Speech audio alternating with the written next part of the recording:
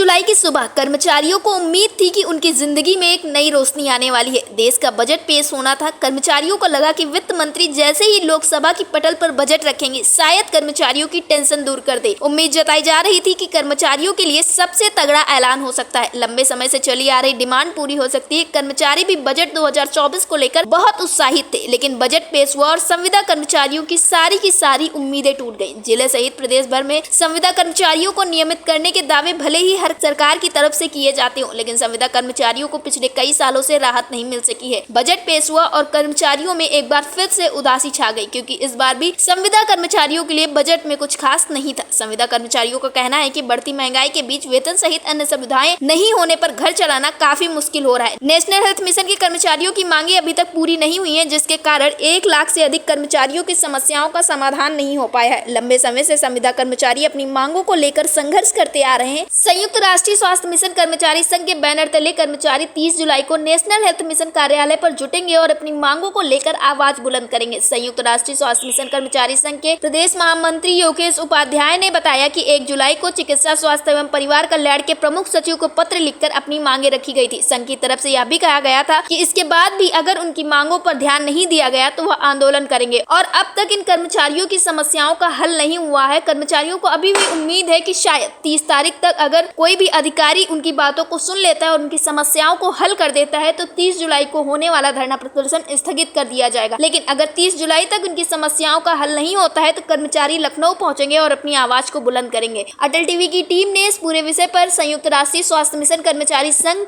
उत्तर प्रदेश के प्रदेश अध्यक्ष अनिल गुप्ता से टेलीफोनिक वार्ता की। उन्होंने क्या कुछ कहा, आप भी सुनिए। अनिल जी, अटल टीवी पे आपका बहुत बहुत स्वागत है। हाल ही में केंद्रीय जो बजट है वो पास हुआ और संविदा कर्मचारियों का, आउटसोर्सिंग के जो कर्मचारी हैं, उनको ये उम्मीद थी कि शायद इस बार उनके लिए कुछ बड़ा हो सकता है, लेकिन समस्याएं जो है वो जस का तस बनी हुई है और कुछ खास निकला भी नहीं है संविदा कर्मचारियों के लिए। तो क्या कुछ कहना चाहेंगे आप?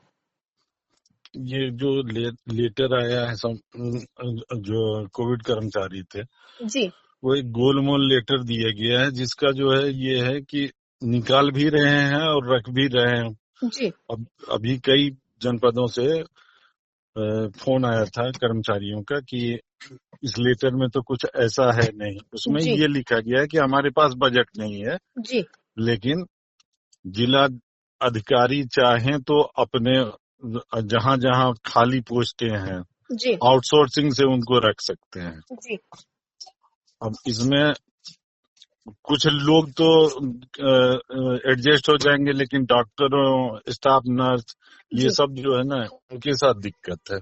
जी। जी अगर बात करें हम 30 तारीख की, तो 30 तारीख को एनएचएम का एक बहुत बड़ा धरना प्रदर्शन होने वाला है, तो आप उसके लिए क्या कुछ कहना चाहेंगे?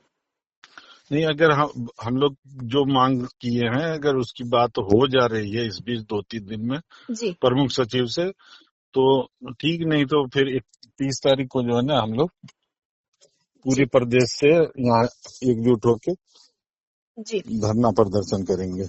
एनएचएम कर्मचारी लंबे समय से काफी ज्यादा परेशान थे और इसको लेकर जो संगठन है वो लगातार मुलाकात कर रहा है, वार्तालाप कर रहा है अधिकारियों से, नेताओं से, मंत्रियों से, और इस बीच में डिप्टी सीएम से भी 2-2 बार मुलाकात की गई और उनको आश्वासन दिया गया कर्मचारियों की उनकी समस्याओं का हल हो जाएगा।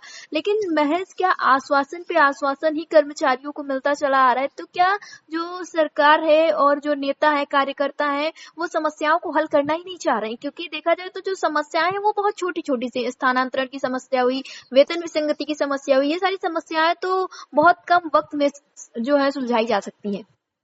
जी इसी के लिए हम लोग बार बार अधिकारियों के पास, नेताओं के पास जाते हैं। जी, और इसमें बजट का कोई इशू नहीं है। ट्रांसफर पोस्टिंग में, जी, ट्रांसफर में कोई बजट का इशू नहीं है। जी, और हर विभाग में आपको हम बता दें, यूनिसेफ एनएचएम से ही जुड़ा हुआ एक विभाग है, जी, जिसकी भी एमडी हमारी ही एमडी है। जी, उनके यहाँ ट्रांसफर होता है, वो सब भी संविदा पे हैं, जी, लेकिन हमारे यहाँ नहीं होता है।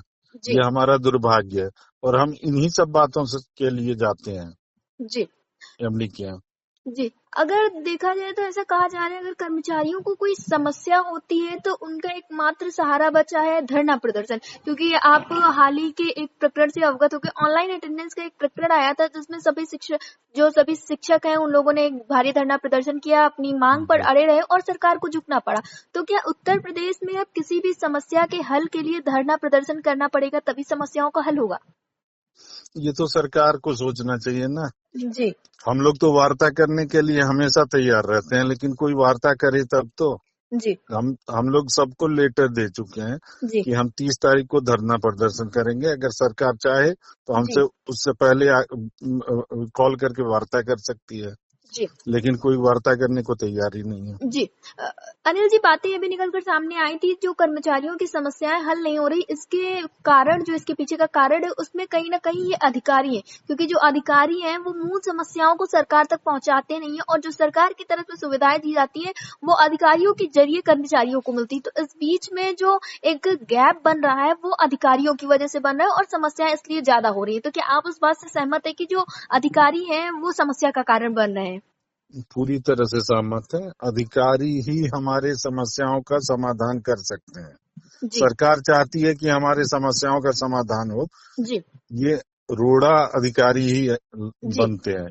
जी, ये चाहे तो मिनटों में ही सारी प्रॉब्लम सॉल्व हो सकती है। जी। अनिल जी, आप हमारे चैनल के माध्यम से 30 तारीख के लिए एनएचएम कर्मचारियों को क्या कुछ संदेश देना चाहेंगे? एनएचएम कर्मचारियों से मेरा अनुरोध है कि 30 तारीख को ज्यादा से ज्यादा संख्या में हर जनपद से लोग आए जी, और इस धरना प्रदर्शन को सफल बनाए। जी। अनिल जी, अटल टीवी से जुड़ने के लिए बहुत-बहुत धन्यवाद। Thank you.